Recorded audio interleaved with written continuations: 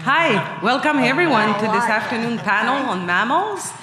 My name is Christiane Bailey, and I will moderate this session this afternoon. So we'll have three speakers today. Two of our speakers need, in fact, no introduction because you heard them this morning, but also because they have contributed enormously to our knowledge of other animals like dolphins and elephants. So let me briefly still introduce Laurie Moreno for people who were not here this morning. So she's a neuroscientist who worked on the evolution of the brain and intelligence in dolphins and whales and in comparisons with primates. In 2001, she co-authored a groundbreaking study on mirror self-recognition in bottlenose dolphins, after which she decided against further research on captive animals. I'm sure we will have a lot of time to talk about this today, because she's an exceptional example of how scientists can be a force for good in this world. Her research led her to recognize dolphins as persons, and this made her question the ethics of captivity, of their captivity, and, of course, the ethics of her own research. So now she's using her knowledge and skill to help setting up sanctuaries for dolphins and whales. She also launched the Someone Not Something project, or just the Someone project, focusing on who farm animals are. And she will talk about this later tonight when we'll talk about chickens. But I hope we'll have some time to talk about pigs and cows maybe today during this panel. And she also launched a fantastic program to help and assist students who do not want to harm animals for the sake of knowledge, and to help them find other ways to learn about animals. So the second panelist will be Joshua Plotnik. He's a comparative psychologist and conservation behavior researcher. I did not know that existed. Who studies the intelligence of elephants. And he also conducted many groundbreaking research. In fact, I didn't know I knew you, but I knew a lot about your research a lot, because it has been featured in documentaries produced by the BBC and the National Geographic. He's also the founder of Think Elephant International. It's a nonprofit trying to bridge the gap between education, research, and conservation. So he develops ways to use that knowledge to help elephants, notably by reducing conflicts between humans and elephants. And our third speaker will be Larry Young. You don't know him still because he will talk at 4 o'clock today. He's a neuroscientist, and I will let himself introduce him. So this panel is called something about mammals, great and small, and I work on the small version of mammals. I work on rodents, and my interest is really in understanding the biochemical mechanisms and the neural circuits that are underlying diversity in behavior. So I'm very, as you'll see, I'm very interested in how different species, even with small brains, can achieve very remarkable things, and trying to understand how you can think about a small brain can achieve something such as, for example, lifelong pair bonding, which is what I'll talk about. Okay. So if you want to, did I just turn it off? Hi. If you want just to introduce yourself just a bit also, and you can ask each other questions, and then afterwards we'll open for the question for the room, okay? Well, I'm Laurie Moreno, and I work on big-brained animals. And so, you know, all of us are from Emory University. It's funny. But, you know, this whole question that Larry brings up about the size of the brain, right? That is a question that's really compelling. And I know I've been thinking a lot about it. A lot of people have been. It's like, what exactly does it mean to have a big or a small brain, or a high encephalization or a low, you know? And again, like, we're finding things in rodents that we never thought we could. We're finding things in chickens we never thought we could.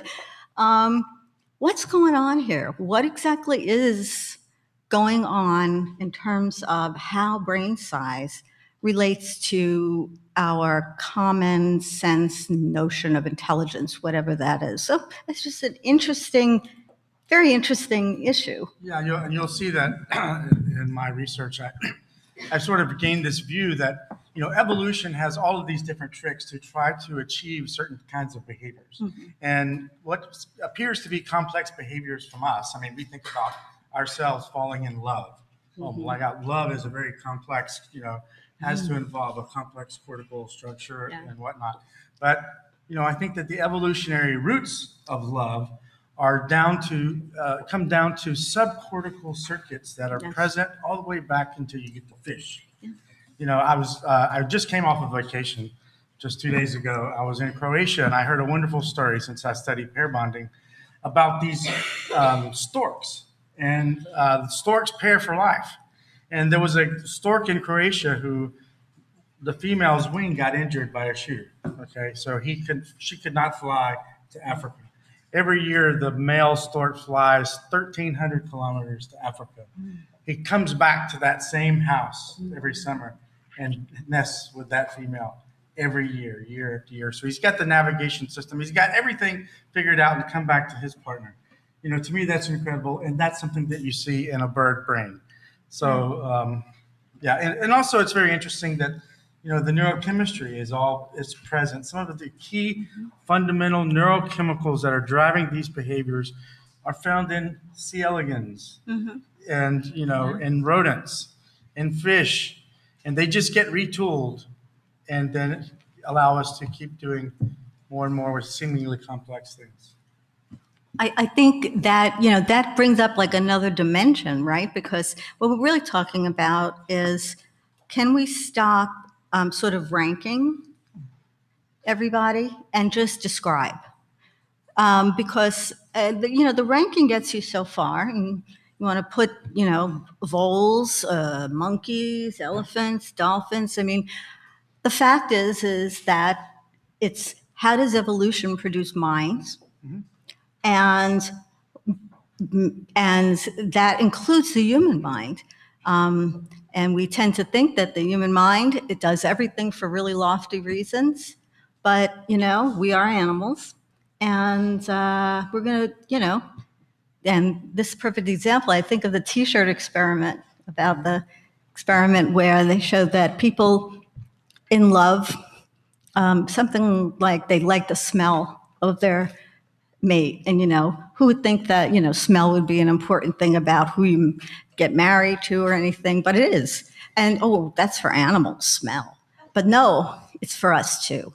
And so these are very interesting things. Let's get away from ranking and talk about how does evolution create behavior.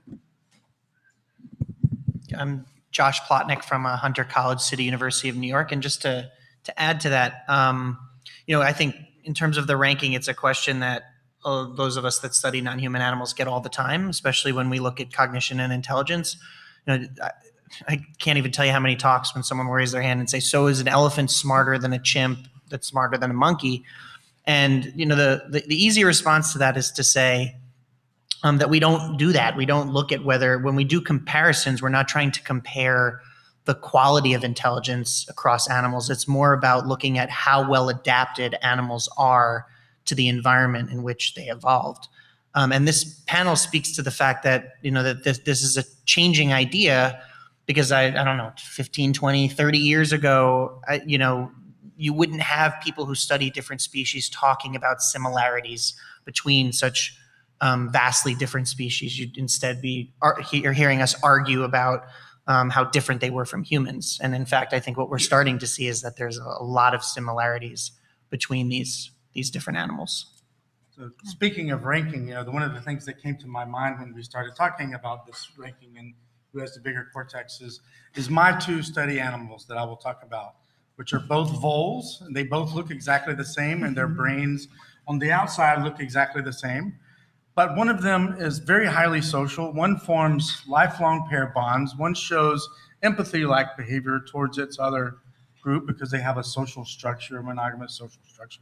The other is asocial, lives alone, could care less about if another metal vole gets injured or anything like that.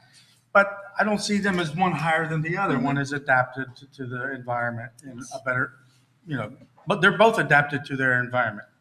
And the key difference is not in cephalization, but is in, you'll see, neurochemistry. So there's other ways of getting, really unique diversities in minds than just changing the cortex, but you can also sort of change what modules in the brain, like reward systems, hypothalamus, amygdala, all these things, how are they connected, how are they activated during certain situations. Yep, I agree.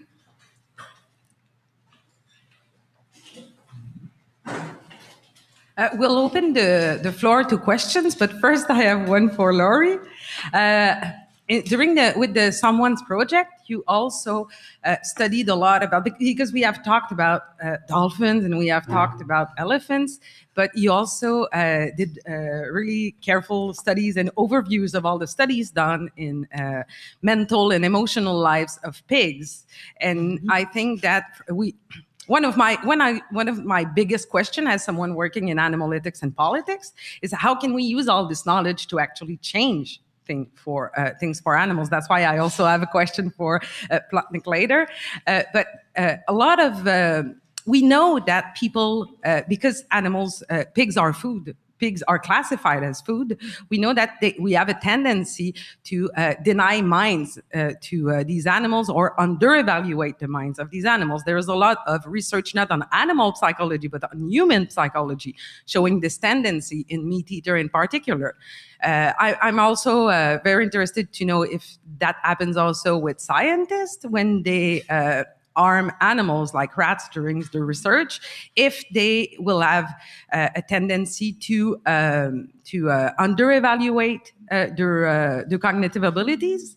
I think that motivate. It would be weird. If it's only like regular meat eater people and no scientists who have that tendency. I don't think that it will impact the result of their study. I understand that science can be able to not take account, not have these kinds of biases, but it can impact the kinds of questions we will ask and what we will do with the research. Because I often speak about animal experimentation and the ethics of animal experimentation, and I've used a lot of studies showing that animals, not only rats, are empathetic. They love to help each other out, but also they have some form of metacognitive abilities and even maybe episodic memory, according to some studies. But every time the scientists who study these capacities, their conclusion is always, or mostly always the same, is that, wow, how can we benefit from this? How can we, if we know more about memory in rats, how can we use this for study in Alzheimer or stuff like that? It doesn't make them question the basic ethical premises of using these animals. And I think that you are one of the scientists who actually draw these conclusions, and that you are doing that with pigs as well, because I was looking at Someone's project, who is the domestic pigs, and I just realized that everything that I've learned about rats, pigs are also like that. Well, again, I think you've hit on another interesting question in the sort of psychology of doing science, which is the interpretations you give to results, the kinds of questions you ask or even expect to probe in a specific species, and the interpretations you give of results. And, I think all of us here, we're all learning about what is the nature of being a sentient, intelligent being on this planet. It's obviously something that, we're all trying to grapple with. The Someone Project was started by the Farm Sanctuary, and they asked me to review the scientific literature on farmed animals, pigs, chickens, cows, sheep, etc., and create peer-reviewed review papers as well as white papers for general public. And the hope is that it is advocacy, right? It's advocacy to educate people about who these animals are, who is on your plate, not what is on your plate, and not to hit people over the head, but to just provide information that may change some minds about whether one is comfortable eating them or factory farming them, etc. So, but there's something very important here, and that is that when I was first approached by Farm Sanctuary, they just wanted me to do white papers. And white papers are great, but you could say anything in a white paper. It's not peer reviewed. I mean, and there's all kinds of things out there. My pig is smarter than my 10-year-old child. My chicken does this, my this, that. And that's just as much of a problem as not seeing the intelligence of these animals, because it's unmoored from anything factual. It's just us imposing what we want to impose on who these animals are. And so I said, well, I'll take that assignment as, your senior scientist, but only if I can take the time to create scientific papers that really review the peer-reviewed literature on who these animals are, so that we can differentiate between what pigs do and what people think they do, right? And I think that's extremely important to note, is that whatever your area, even when you're in advocacy, and I can't stress this enough, you have to play by the same rules as every other scientist. You publish in the peer-reviewed literature, and you do objective work. And sure, your advocacy, if I'm an advocate for farmed animals, I'm going to be more apt to take this position with farm sanctuary than somebody else. But, advocacy doesn't mean that you can let it slide. You can't. Good work is good work, and that's really important. I try to tell students that all the time. Because we should be a little bit careful when we make comments about, say, a rat can show empathy and therefore it must have some, high level of intelligence or something like that. Because they're just displaying some behavior that by some definition is called empathy, and that doesn't necessarily impart upon them, a higher level of intelligence than you may have thought that. But, okay, so but the other thing to realize in terms of research, so from my perspective, doing research on animals, I don't know many people that do research on animals just for the purpose of gaining information for its own sake, but we all, most of our work has some sort of biomedical relevance. So the work that I do on the neurobiology of social relationships may, in fact, improve the quality of life for millions of people with disorders like autism or depression or schizophrenia or things of that nature. So I think that by doing this kind of research, we are gaining the ability to create better quality of life for humans as well. And also should keep in mind that laboratory research is very highly regulated, much more highly regulated than, say, the farm animal research, where everything has to be approved by an ethical board. No painful procedures can be done without the anesthesia and all the proper, rules and regulations to make sure that everything is done as humanely as possible. Yeah, No, go ahead. I'm just going to push back on that a little bit, because you would expect me to, and I'm going to, having been at Emory for 20 years, in this notion that, as long as we have a committee to review the research, it's all ethical. But in fact, everything is within a framework, right? So, the ICUCs in academic settings don't necessarily question the higher level ethical issues. They look at a protocol, and they look at the Animal Welfare Act, and they say this, this, and this. They look at maybe if you're lucky, they look at the 3 R's of trying to reduce the number of animals. Does this protocol violate any of that? But it is within itself. In other words, if you're studying pain, they're going to look to make sure you don't cause more pain than you need to, or more pain in more animals. And I'm not saying that's not a good thing. That's a good thing. But they're not going to question whether or not the use of other animals to study pain is an ethical endeavor.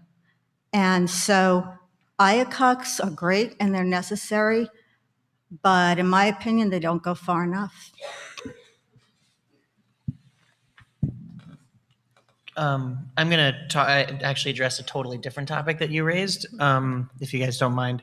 And I totally agree with you, Laurie, when you say that in terms of advocacy, it's crucial that advocacy is backed up by good science.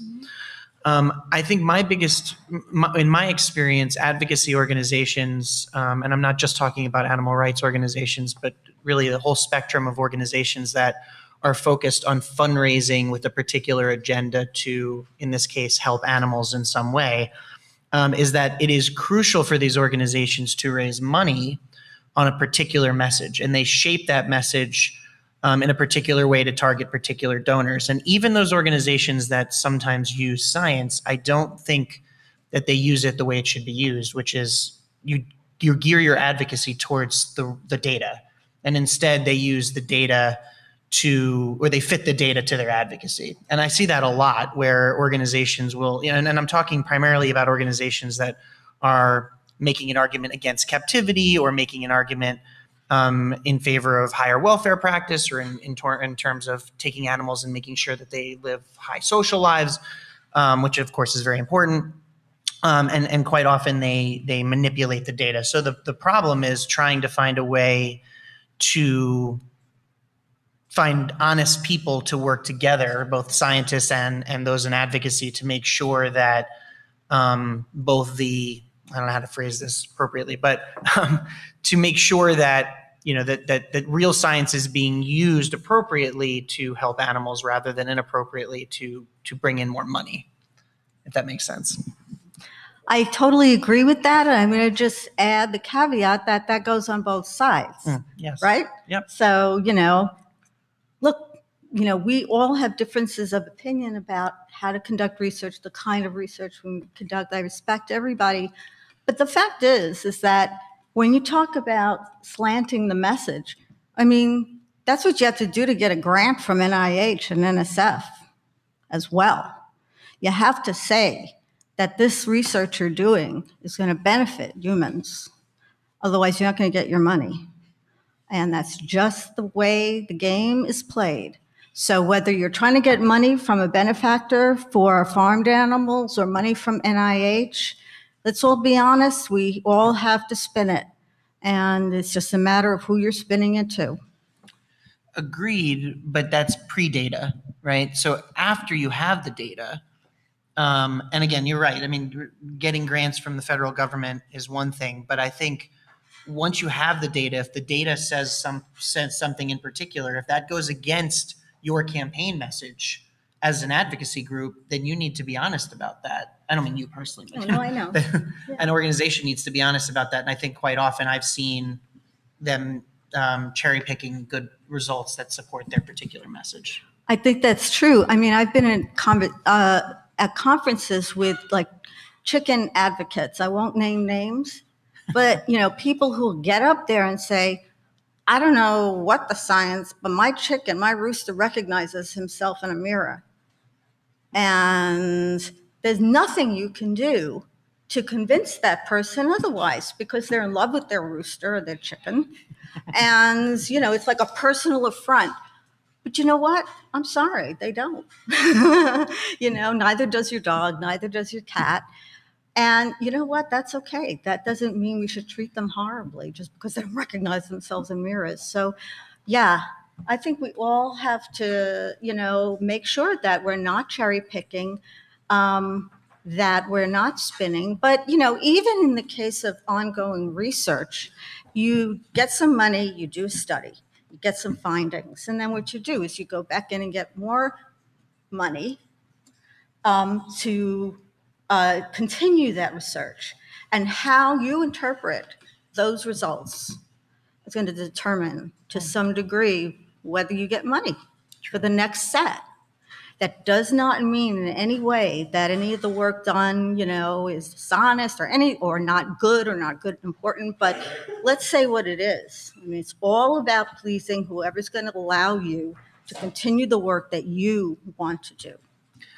Just to add, I think it's really interesting you bring up the mirror self-recognition work, because on the one hand, people have used our work on mirror self-recognition in dolphins and elephants quite often to advocate for better welfare and conservation. In fact, it's almost always the first line, like elephants and dolphins are self-aware, right? And that's good, but it's also difficult because, as you just said, okay, chickens are not self-aware, at least in terms of the mirror test. I put that in quotes because who knows what, as you and I both have argued today, who knows what that means really.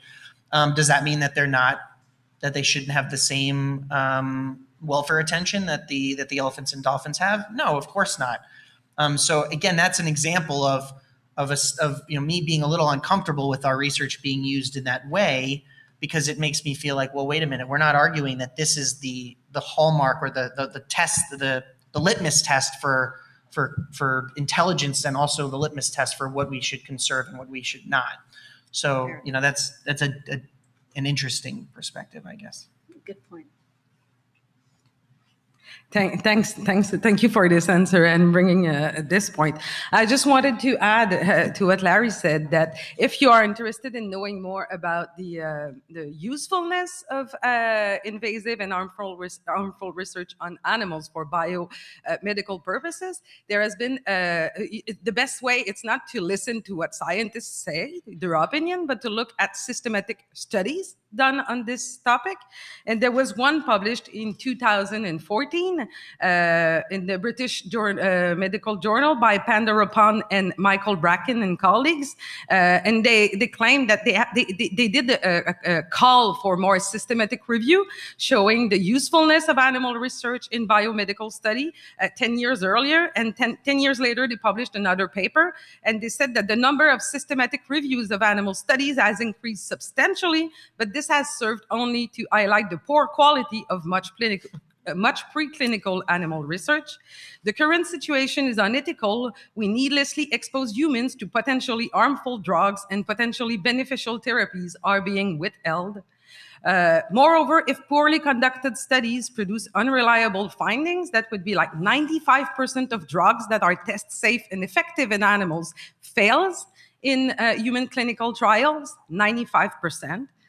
So that's only a really low percentage that could be considered ethical, in the sense that the public acceptance of use of animals, by use, I mean killing them, harmful research, deprivation of research in research, is conditional on it producing benefits for humans, and these benefits remain unproven. So I would encourage you to look at this research, but this is only the scientific case for animal experimentation, against animal experimentation. There's also the philosophical question, the ethical question: which capacities should these animals display for us to stop doing this to them? If empathy is not enough, if affective states and capacity are not enough, what would be needed more, like metacognitive abilities, stuff like that? Yes, but they also show that, even if we can ask if it's relevant or not. Let me just interrupt, because I've got to come to the defense of the scientists here, because there's an issue here about how to approach our treatment of other animals, whether we should be doing the things we're doing. Valid philosophical, ethical issue. But when you start degrading the science for the service of those ethics, you get in trouble. And those who say that animal research has contributed very little, if anything, to the welfare of humans are wrong. They are. And that doesn't mean I think it should be done. But let's look at the facts and say, okay, we have benefited. We all have, every one of us sitting here. That doesn't mean that we should continue those same practices. It just means that we have to be honest about how we do science and medicine in Western civilization. That's how we've done it. And if we want to change it, fine, let's go ahead and change it. But change it on honest grounds, on ethical grounds, not on scientific grounds. Yeah, if you want to read about the contribution of animals to human health, read about the history of Parkinson's disease. I mean, there's a disease that can be fairly well treated, that we would never have ever just said, okay, we're only going to study this in humans. Let's take their brains and figure out where is wrong and do the kinds of manipulations on the first human being. That would never happen. We have to start with animals. So yes, it is true that in science there is, what was called a reproducibility crisis. People are trying to think about how do we do the science in a way using the right statistics and all of that so we can draw the best conclusions. But we have a choice. We can say, oh, we're going to stop here, and from now forward in our humanity, we're not going to learn more about the brain. We're not going to learn more about the neurochemistry, the things that go wrong in Alzheimer's disease. We can't study Alzheimer's disease in a rodent. So, if society says we do not want to move forward with, say, neurological disorders like Alzheimer's disease, which many of your grandparents do want to see fixed, Parkinson's disease, which we are making a lot of progress, but also things like cancer. We don't just come up with a chemical and inject it into people. We have to understand something about the biology of the cancer. And cancer has made tremendous strides over the past 30, 40 years. AIDS, look at AIDS. Remember in the 80s, AIDS was a death sentence. Now it's not, because of a huge amount of research that's been done in animals. Vaccines for things that are all over the world, saving millions of people's lives. No first vaccine is ever tried on humans. So these are things are real benefits of using animal research. And also, I would like to ask you what your opinion, both of you guys, your opinions on this. Because if you look at voles, or the animal that I work, the first thing that comes up on the internet is extermination, pest control. What is the best way to kill these voles in my yard? Okay, so, and the numbers of animals that are killed through these pest controls, or by predators, or by the heat, or by the parasites and all that, vastly outnumber the tiny sliver that die in a perfectly temperature-controlled environment with all the food and water they could ever want in the laboratory. Shouldn't more energy be gone to figuring out how to stop the pesticide industry? That's a great question, because I get that all the time.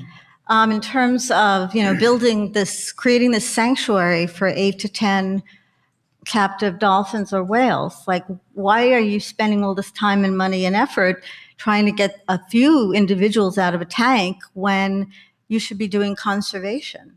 It's a legitimate question. The answer is that it's not an either or.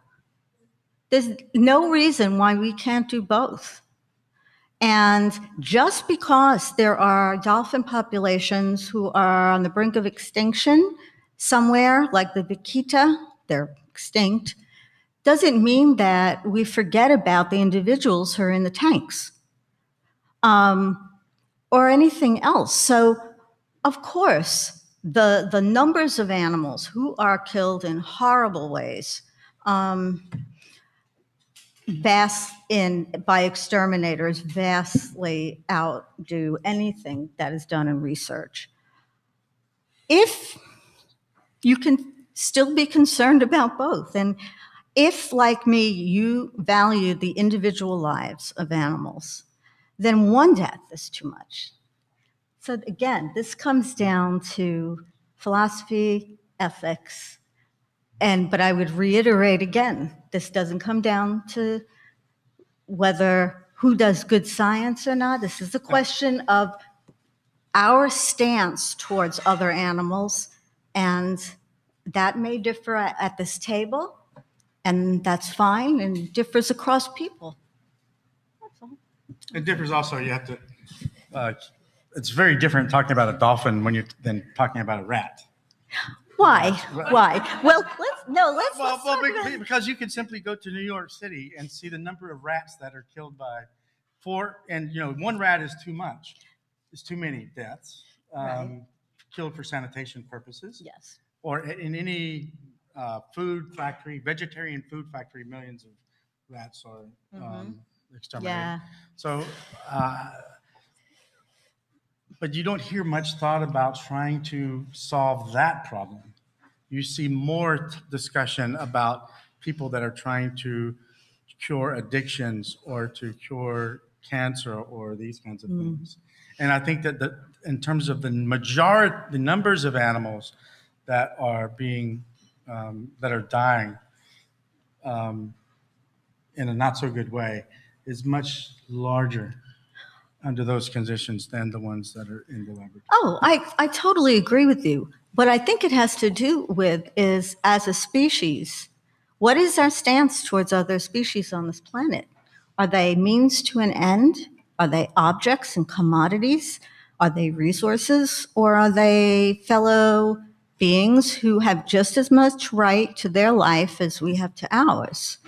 That's a stance.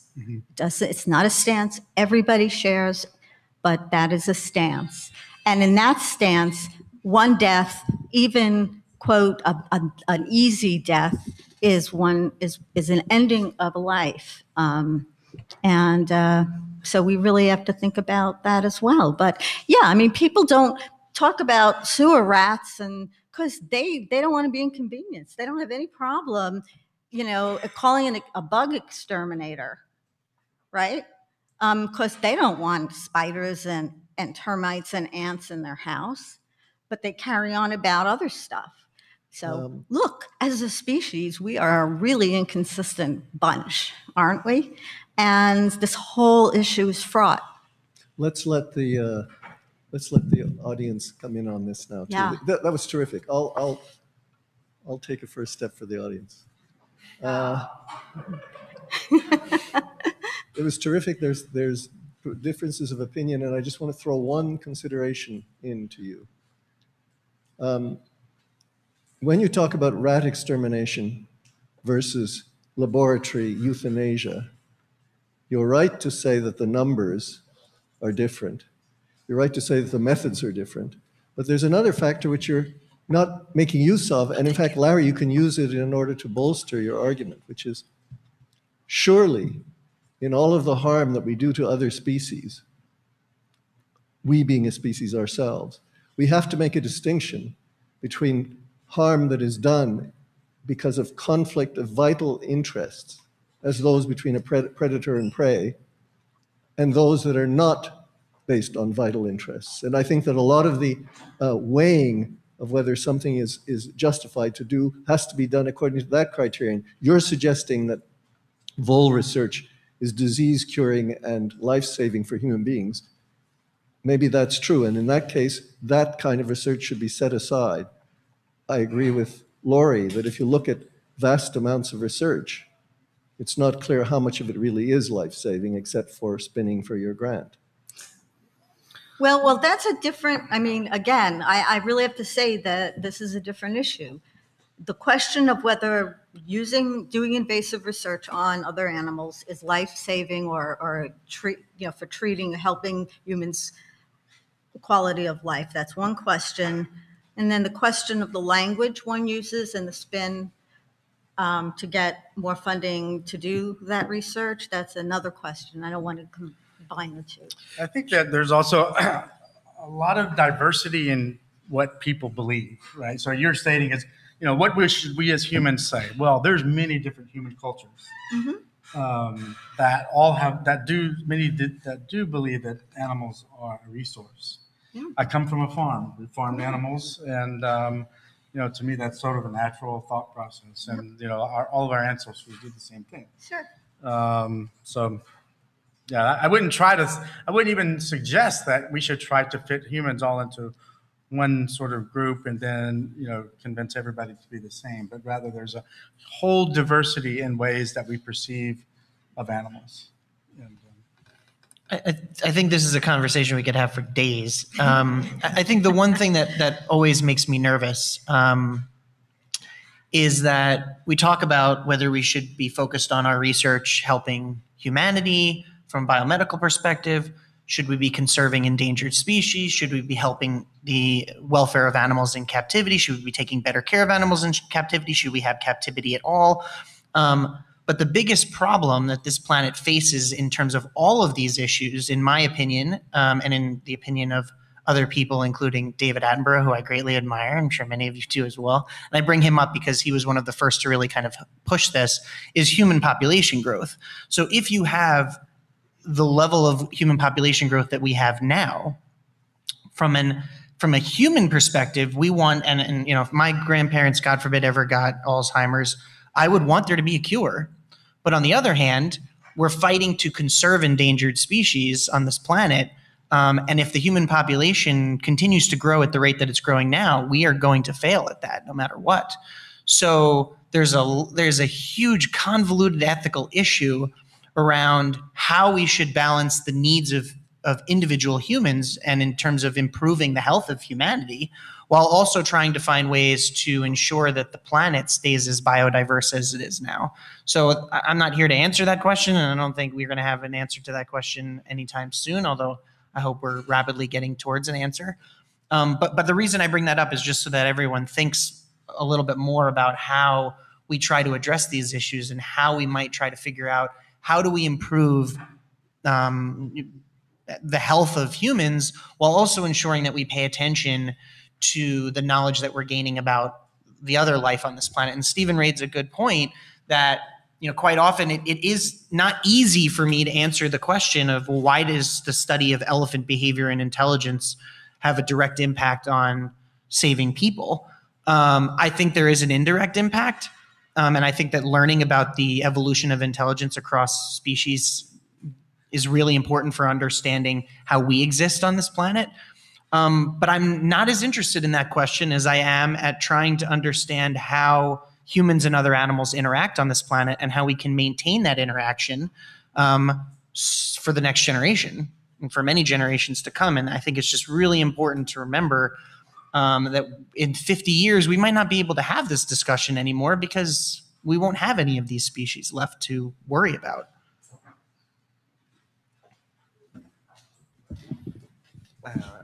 It's really interesting conversation. In regards of your comment towards our treatment of animals in science, I wonder if it would not be like the same that we could apply to the extermination of voles and whatnot, because I know that like feral pigs in Texas are like a huge epidemic. Like they reproduce at a rate that is insane, and they eat all the crops. And if we would not kill them, then we wouldn't have anything to eat. So I'm wondering if you think that sometimes like sentience should not be the criteria, but rather like if like the behavior of animals endanger us. Can I say something real quick? Yeah. Yeah, Sure. just an example that I think of often are feral cats in Australia. One big problem is that a lot of it's not the animal's fault, it's ours, right? The situation that the cats in Australia are in is because of us bringing them there and allowing them to breed at such an incredible level. If you don't know that situation, the feral cats in Australia are pervasive. They're everywhere, and they have decimated entire populations, if not entire species, of native Australian wildlife.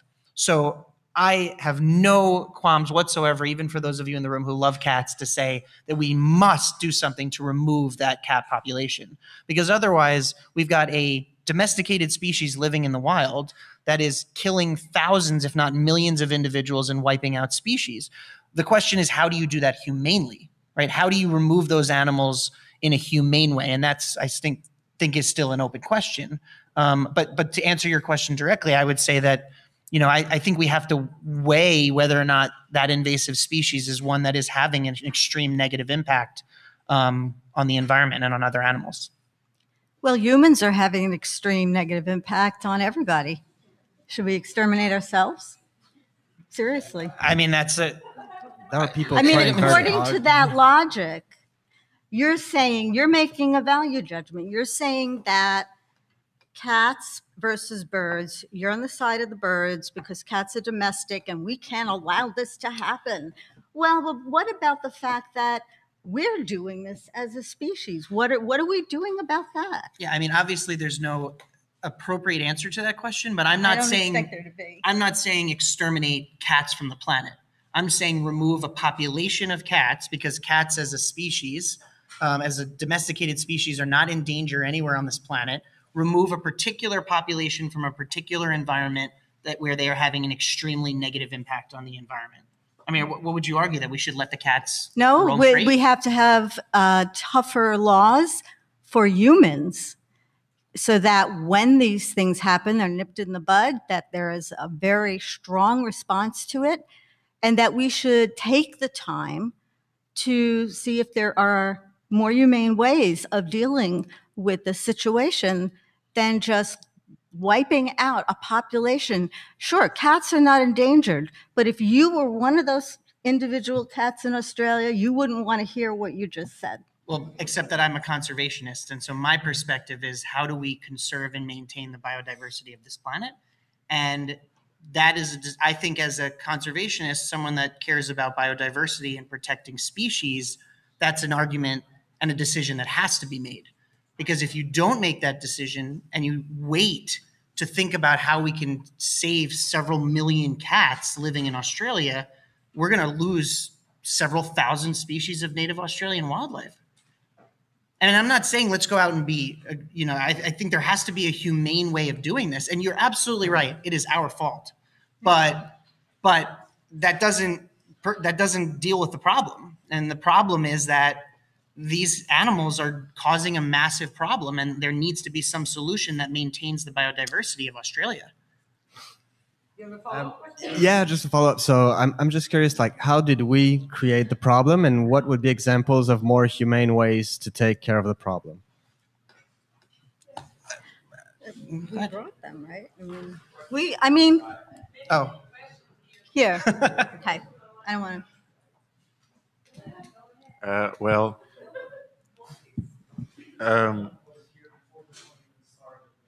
yeah, it's right. it's okay. We've only taken one question so far, so it's all right. So my question is more related to what you talked about earlier about the mirror test. So, well, I wrote something. I'll look this up. So I wonder what, because you both used the mirror test in your experiment also, and I wonder what is so important about sight for self-awareness in the mirror test, because I find it pretty interesting that creatures from such diverse environment can succeed that test, but I don't believe that it's the only way self-awareness can be what? Can be identified. Absolutely. So yeah, I speculate that lots of other species succeed the self-awareness test through the use of other senses. For instance, this sound, it's me. It's not another being or a physical phenomenon independent of me. Same thing with the smell, I guess. Yeah, so that's pretty much it. I think like sound is much more easier, as there's sound every time I open my mouth. But still, like for instance, my dog doesn't seem to know that farts are individual dependent. Like he's always surprised about his own farts. So yeah, and that's my first question. And I also wanted to know if you've heard of mirror tests that were implying the reflection of two individuals at the time, and if there was recognition of the reflection of another being also. I'll start. So Laurie made a really great point earlier where she said that she believed that there's a continuum of self-understanding and self-awareness. So, whether or not the mirror test is at one end, I don't know, but you gave some examples. Farting is one, I guess. Another is a dog that stands on his or her own tail and yelps, right? There's some understanding, and I don't know what understanding means exactly, but some recognition of self in that way, right? The problem with the mirror test, as we've already kind of discussed, is that we don't really know what it means. It's only a good test for visual animals. And so, I was talking to someone before about the fact that I was arguing earlier that elephants are not highly visual animals, but they pass the mirror test. I think that's because we gave them a mirror test. We gave them a mirror that was very large and very close to them that allowed them to investigate it. In previous studies, the mirror was actually outside their enclosure, so it was very difficult for the elephants to investigate.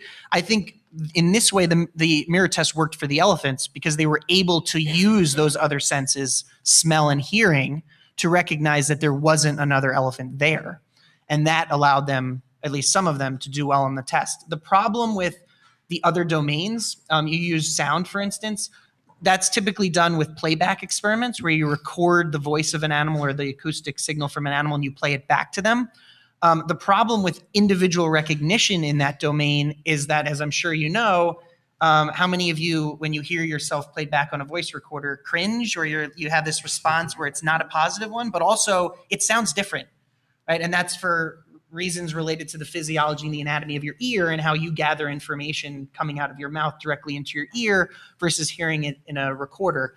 There was a recent study done by a colleague of mine, Alexandra Horowitz in New York at Barnard, looking at dogs' ability to recognize the olfactory scent of themselves versus others, which is a really interesting approach to looking at some level of self-recognition in an olfactory animal.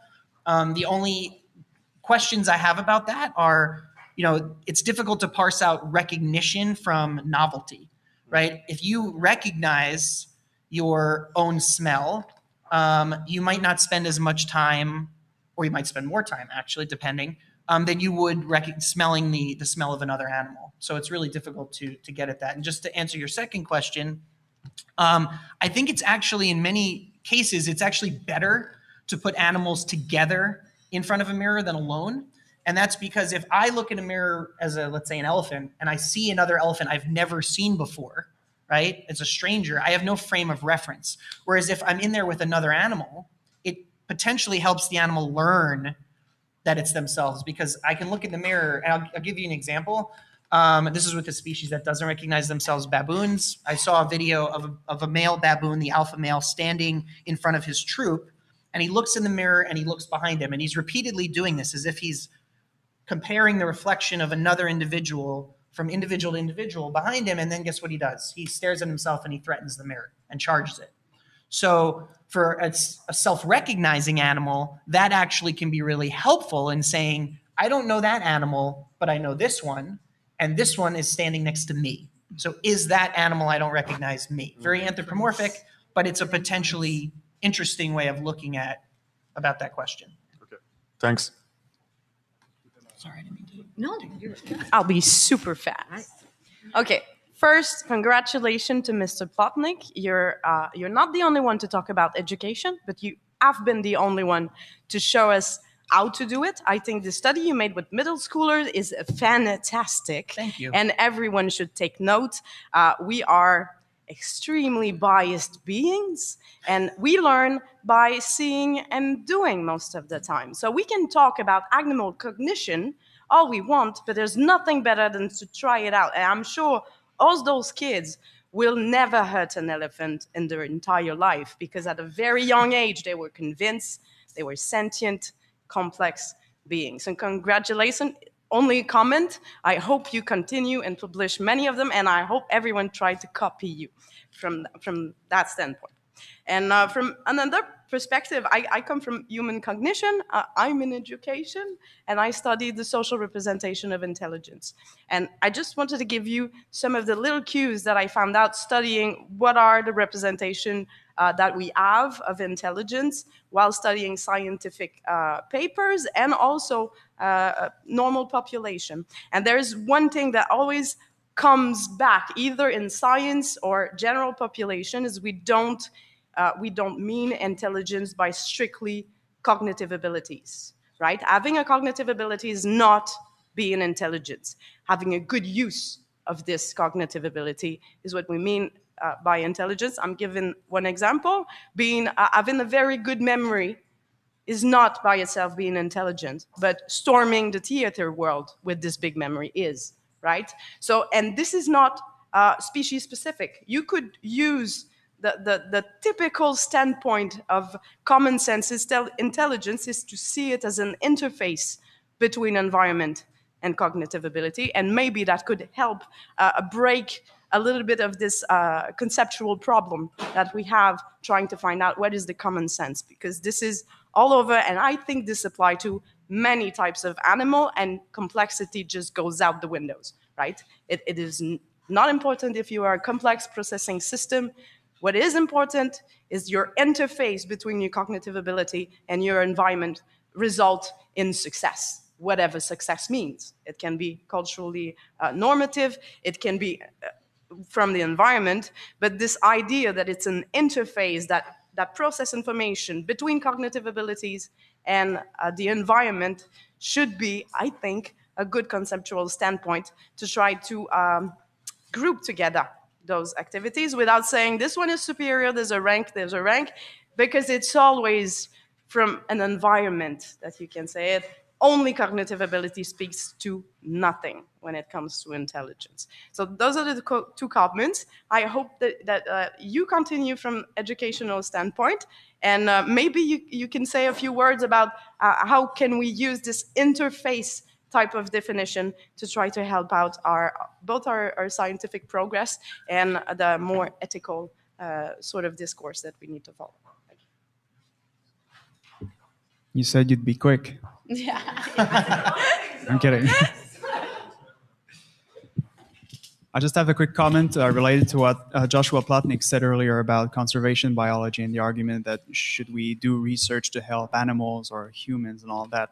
And I think that conservation biology could actually be used as an argument to save humans, because we need this biodiversity. We need to do this. We need to protect the forest lands, for example, to fight climate change. And climate change is already affecting us right now and will be affecting us even more right after. So I think all of these arguments can be used to actually save humans as well as animals. Thank you.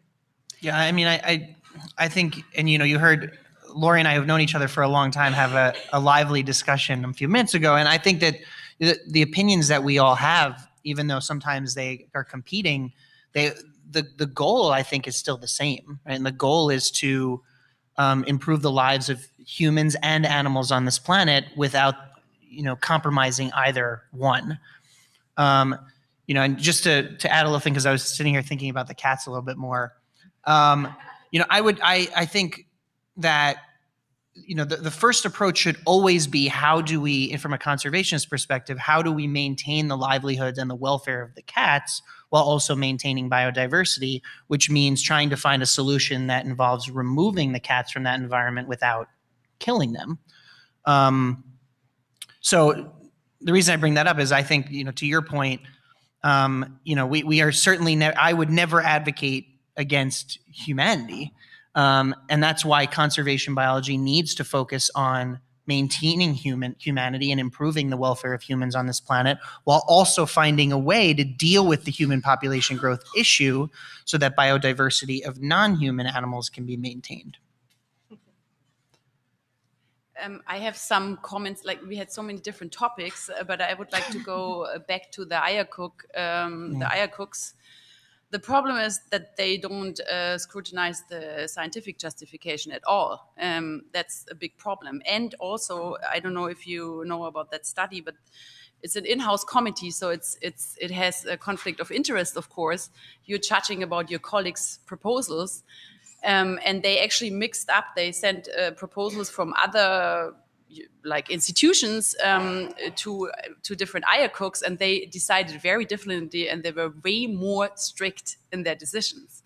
So I don't think that IACUCs are equipped to assess those research proposals. And also, we already heard that we have a reproducibility crisis in the biomedical sciences. It's not only a reproducibility crisis, it's also a translatability crisis.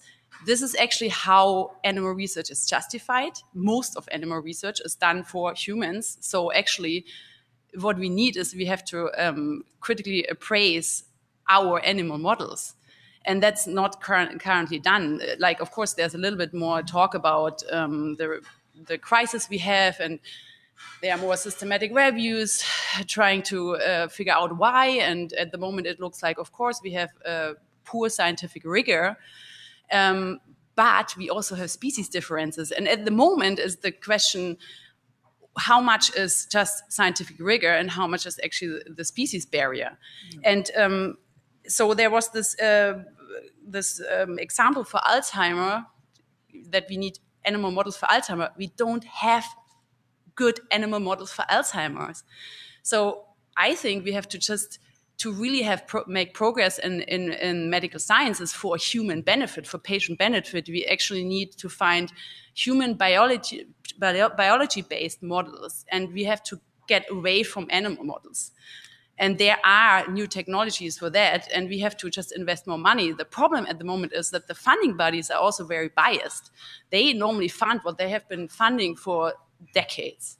And just as an example, I work at the Center for Alternatives to Animal Testing at Johns Hopkins, and when my colleagues submit proposals, I'm a veterinarian, so I do refinement, but when they submit proposals for their non-animal methods, normally then to the NIH, normally the NIH says, oh, that's all very interesting, but where are your animal experiments?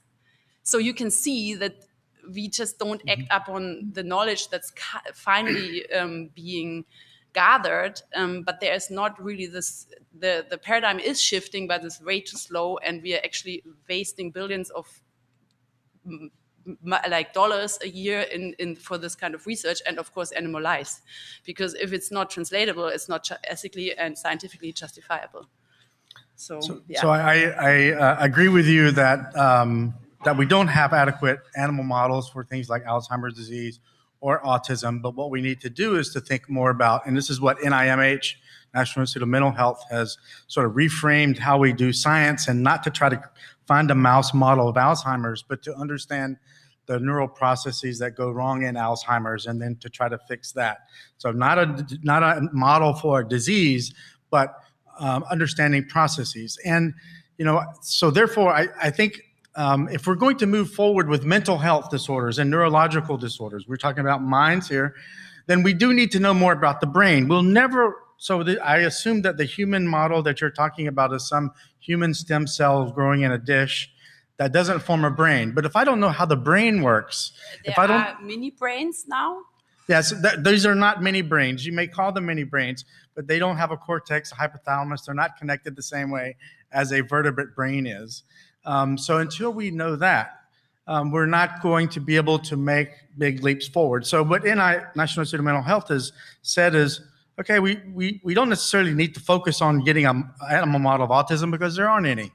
But let's understand how the ventral tegmental area connects to the nucleus accumbens, and how does that help learning and things like that. So understanding these processes, and I think that we cannot understand that without using a real brain. Yeah, I agree, but there's also a lot you can do with human patients. What? There, you can also do a lot of research on human patients. It doesn't always have to be invasive. So I doubt very seriously that you can take a novel drug that's never been tested in an animal and give it to a human patient. And also, you cannot just do the tracing studies to see what brain areas connect to another brain area, or how cell type specific circuits connect to each other in a human brain. We're not going to do those kinds of things. Okay, but then you should also maybe tell the audience about how often we cannot predict toxicity from, for example, new drugs from other animals to humans. So I don't think there's actually, when you take two species together to test drugs in terms of safety before you give them in clinical trials, you have a 65% chance that this drug has no negative effect for the human. I think that's not very safe. Well, what if you didn't test in any animal? What would be the that's the question. We have to find new ways to test. That's what I'm saying. I'm not saying let's try everything on humans right away. That's not my message. No, I agree. So I also agree with your point that we need to find new models. So much of the research that is done now on the brain is all done in mice, because we can do mouse, all these sort of super genetic, optogenetic manipulations and things, fancy stuff. And but the mouse is a broken animal. I mean, its brain is broken. You will never go into the wild and pick up a mouse and be able to hold that mouse into your hand. It will immediately attack you, and it's just its brain neurochemistry is totally different from the laboratory mice that we have now. So I agree with you that the animals that most people study are not very adequate for understanding the natural brain. And so I'll talk about that a little bit in my talk. Yeah, and just for the cancer studies, there are about 8% of the animal studies are actually useful for cancer patients. So just put this into perspective, and that's why I really think we have to look for new ways of doing research. The important question, though, is how many cancer studies that work came through without ever being tested in animals? So yeah, maybe only 8%. Okay, this is a legal issue as well, actually. You know, this is like if you're forced to test everything in animals, you know, then that's a very tough question. Then, you know, if you. But you know, just to interject, I think you're both right, because what you're both getting at is the fact of here we are in 2018. This is how we do it. This is how we do science. This is how we do medicine. That is an orthogonal question to whether we should be doing it that way or whether we can be doing it another way. But here, right now, this is how we do it. And it's up to us if we want to change things to get ourselves out of the hole we've dug. This is our paradigm. It's not the only one, and we can do science and medicine without invasive animal research. We just don't do much of it right now. And it will require an effort. So in that sense, no, there aren't really good alternatives yet, but we can definitely develop them. We just have to do it.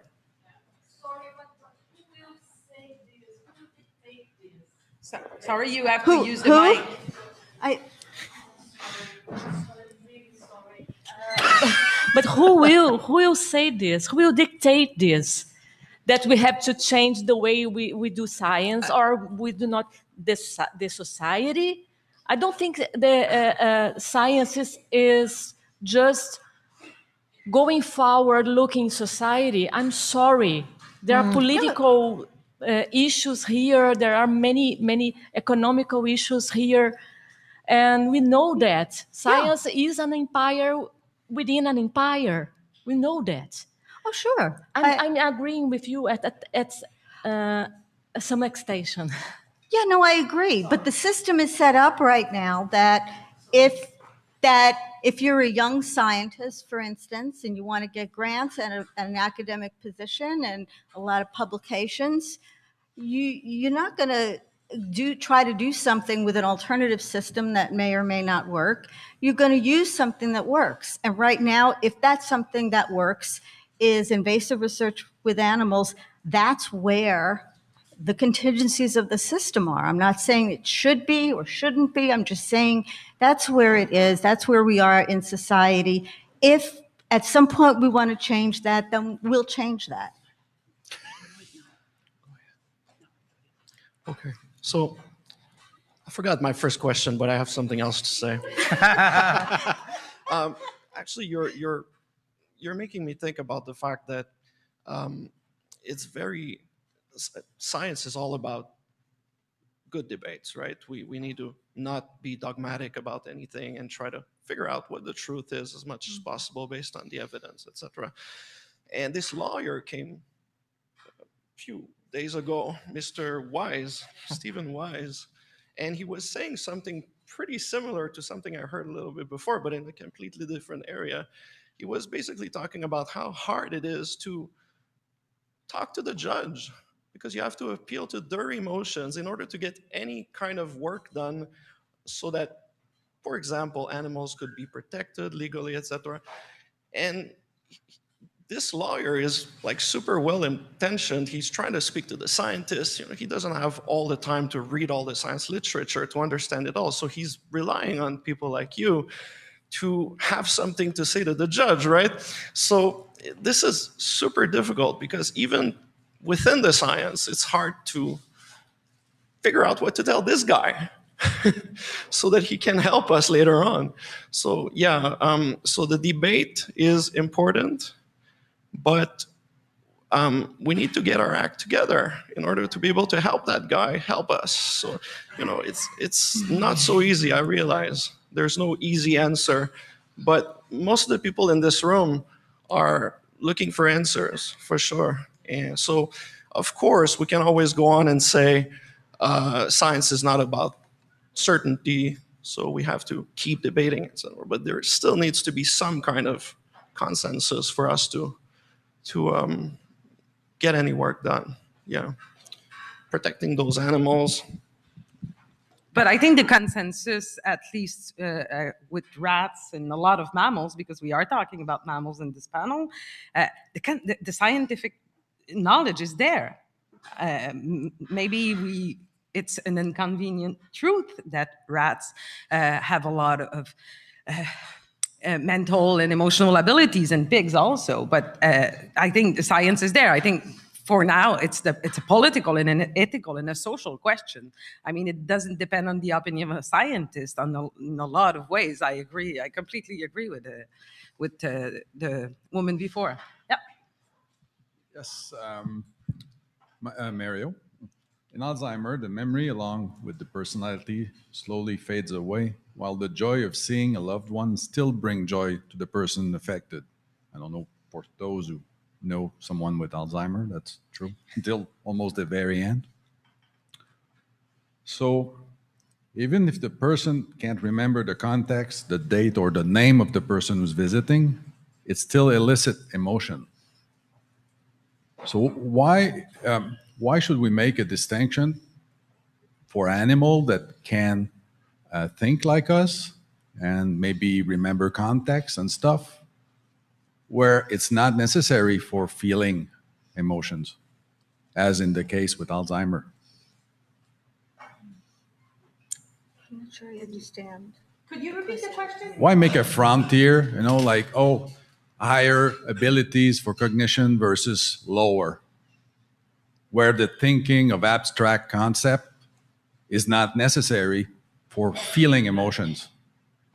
Like in the case of Alzheimer, where all the abstract is gone, the name is gone, the context, don't remember, no dates, no nothing, but they still feel good when you visit.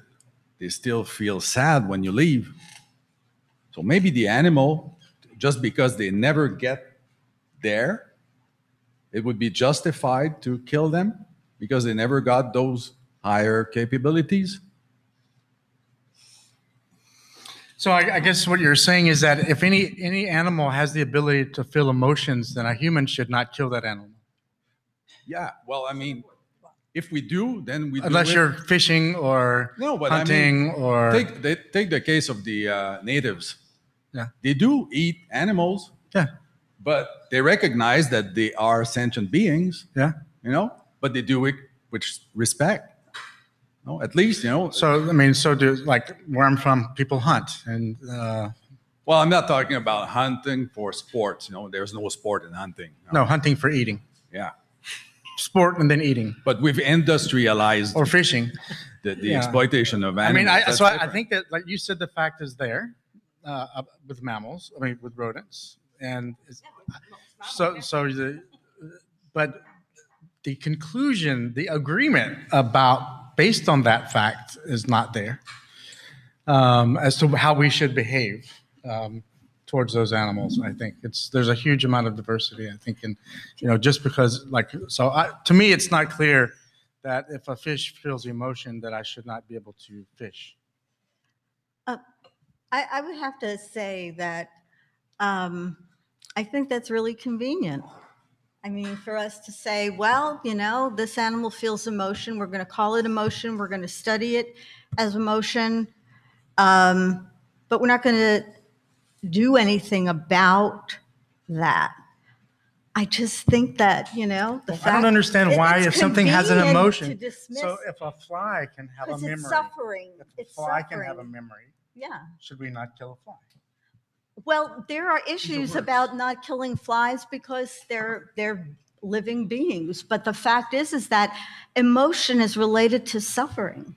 So if you admit that fish have emotions, then they may indeed suffer if you put them on a hook. And it's our choice as to whether or not we want to give credence to that or not. But I think it's an individual choice, but not something that should be imposed on society. Well, yeah, that's another issue. But if you want to fish and you think that there's a chance it's causing suffering, just own it. Just own it.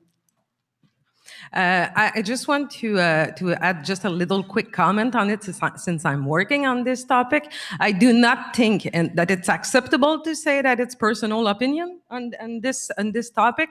I mean, ethics and politics, when we are talking about how we behave toward others, either other members of our species or not, I mean, there are some rules about coherence, about values and principles that we can all talk about. But in the ethical animal ethics literature, I mean, it's pretty well accepted. And I don't even think we have any papers, really, maybe really rare, that are denying that sentience. Basically, the capacity of suffering is morally relevant. And at least at the minimum, it imposes on us strong duties to try not to harm these animals. Helping maybe quite another question. We have some theories that are quite divided on this topic. But the basic idea that we should not harm any individuals that can be harmed, I think, no, this is pretty well accepted. And yes, it implies that we change a lot of things, including hunting and fishing in our society. I don't think it's personal opinion at that point. Accepted where, though? Where? I didn't understand. Where you would say this is now universally accepted? Not universally. I mean, I talk in animal ethics and philosophy, in ethicals and political thinking. I don't think, I mean, there's a lot of papers on this. If you want to read some, I can give you some pretty good literature review to read. Just one short comment, though, based on this idea, is that when we do animal research, we do everything we possibly can to minimize pain. So when an animal is euthanized, they are euthanized very humanely, feel no pain. And so we do in the laboratory, do everything that we possibly can to try to minimize pain. What do you mean by it's well accepted among philosophers not to do harm? Define harm. Oh, yeah. We can go ahead on this question, but we still have 3 and it's only 15 minutes left. But I mean, we can talk about bodily harms, we can talk about bodily liberty, we can talk about different kind of harms, but the basic thing is not imposing suffering when you can do otherwise and finding ways to do otherwise. It's a basic duties that most philosopher working in ethics and politics would accept. Yeah, I guess I mean, I'm just semantics here, and I don't want to get into my opinion on this. I just want to say that, I mean, I think that defining harm is really difficult because, you know, I would make the argument personally that no matter what, whenever you kill an animal, whether it's and I'm not going to get into whether you should or shouldn't, but if you're going to kill an animal, and Larry's making this argument for sure, that you do everything you can to minimize pain and suffering beyond the actual act of killing. And the argument would be made the same, I would hope, for any animal used in production, right? I mean, we wouldn't be making the argument that that there's no philosopher that eats meat, for instance, right? I mean, so defining harm. But incredibly, no, a lot of philosophers are eating animals. But what's interesting is a lot of philosophers, most of them, are agreeing that it's not okay to do so. It doesn't really matter what philosophers say. I mean, I don't really care what anybody says, quite frankly. No, seriously. No, I mean, I think we're getting at this distinction between animal rights and animal welfare. Animal welfare has to do with the fact that we can use other animals. We just should be as nice as we can to them while we're using them. And there's absolutely, that's incredibly important. Animal rights has to do with the fact that we do not see that other animals should be used as a means to an end in any way. Those are 2 different philosophies. And that's what we're really discussing here, aren't we? Because IACUCs and so forth, all good. So from an animal welfare perspective, Larry's doing all he can be doing. From an animal rights perspective, you're not. But that's from a different perspective. And so we just, you know, there are different, that's why it's really important to identify the perspective, because they really do imply very different things. That was a very interesting point. I have a comment and a question. My comment is with respect to what Joshua stated earlier about wiping out a species, an invasive one, of course. I don't have data because I've never researched that. All I know is from what I heard so far, we have never, as humans, been able to be successful at wiping out a species off a territory. And even in this country, in Alberta, we have a full province where rats are banned, and yet we have a rat patrol that's been ongoing for decades. And just a couple of weeks ago, we had someone publishing an article in nothing less than the Globe and Mail about raising rats in Alberta. So maybe perhaps you would have examples of strategies that were successful in a territory as large as Australia to share with us, because you did mention earlier that if we advocate for a position, it needs to be grounded on facts.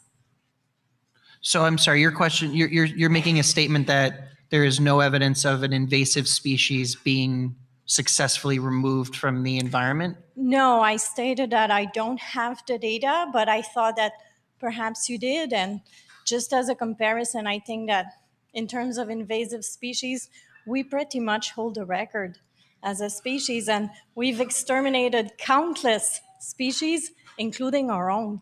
Oh no, I mean, so I just finished teaching a master's class on specifically these issues, and we spent an entire semester discussing it.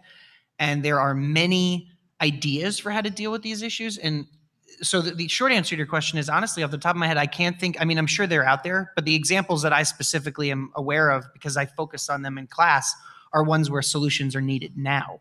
Right? There are two big examples in Australia. One is the domestic cat. The other are cane toads, which were brought into Australia to deal with the beetle population.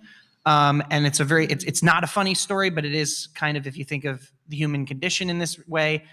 They were brought in to deal with beetles that were climbing trees, and the toads can't climb trees. So effectively, it was a disastrous attempt to deal with an insect population that resulted in the cane toads becoming an explosively invasive population in Australia, having massive negative impacts on the environment and crops and everything like that. So yeah, I mean, one side of the idea is let's come up with a way of exterminating them all, right? I'm not in favor of that opinion for cats or toads or any invasive species. But another is, how do we control this population as best as we possibly can? And trying to come up with solutions to that is really, really difficult. I mean, people are using all sorts of things. One, is to try to set up a situation where you can effectively contain a population. Others are focused on using extermination techniques. Others are used for cats, for instance, is capturing them alive and then putting them up for adoption. There are solutions out there, but ones that are, sorry? Trap, neuter. Trap and neuter. Yeah, I don't know if they're trap, neutering, and releasing, but that would be another potential option. But these animals are invasive and successful because they're very well adapted for the environment in which they've been released, right? And we're talking about evolution, and for these animals, it's worked really well for them. So yeah, I mean, am I getting at your question? So the answer is, I don't know of one where they've been successful. I'm sure they're out there. I could try to look into it for you. There's only 7 minutes left, so there is still 2 questions. So if it's that possible, was we not would my like question, to take them. actually, it was my comment. But my question was regarding the use of animal models in research. If we, like earlier last week, we heard how we are trying to look at reducing the numbers of individuals used, perhaps replacing the species with quote unquote lower life forms. In terms of sentience, when we look at sentience as being a continuum, what criteria can we use in order to select a lower quote unquote life form to replace a species used in research? Well, there's no such thing as lower and higher. Yeah, I agree. Well, that's my point. So how do we select? How do we apply that? If we're using dogs, for example, do we accept that we're using dogs and we're going to continue using dogs because we cannot select a species that is less sentient, for example? How do we deal with that problem? I agree with Laurie that there is no high versus low, and it's very difficult for me to make a decision about where you draw a line. The number of research labs on this planet that use Drosophila and have come up with incredibly remarkable, impactful results on humanity is huge. I'm absolutely not going to say that we should stop doing Drosophila research because Drosophila are living beings at this point. I still think we come back to the main issue, which is that we do absolutely need to get to the point where we don't need animal models anymore. I mean, I don't want to speak for Professor Young, but I would say that I'm sure, Larry, if we get to that point where there is a computer simulation or artificial intelligence or a living, breathing vole that's made out of electronics, that you would be happy to use that model. Yeah, I think that, but we're not there. But you have to realize it's going to be at least 200 years before we get to that point to where we know enough about all of the billions and trillions of connections within a brain to actually ask any reasonable questions. So in order to get there, we need to study those animals now. And my answer to your question was that maybe one way to